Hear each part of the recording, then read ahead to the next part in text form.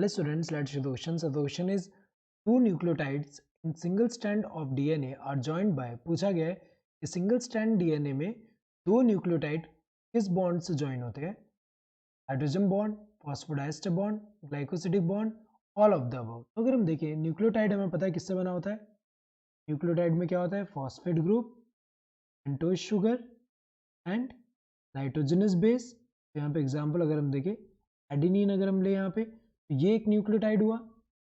दूसरा न्यूक्लियोटाइड यहाँ बनाते हैं, ये phosphate group, then pentose sugar, then यहाँ पे नाइट्रोजनस बेस एग्जाम्पल ले साइटोसिन। तो यहाँ पे अगर हम देखें तो ये जो दो न्यूक्लियोटाइड है, एक ये और दूसरा कौन सा है? ये दो न्यूक्लियोटाइड जो है ये एक दूसरे से किससे ज्वाइन होंगे? ये जो है फॉस्फोडाइस्टर बॉन्ड से ज्वाइन होते हैं। एक दूसरे से किससे ज्वाइन है? फॉस्फो डाइएस्टर बॉन्ड, वो डाइएस्टर बॉन्ड से ज्वाइन है। अगर हम देखिए करेक्ट आंसर क्या होगा? This second one, that is phosphodiester bond.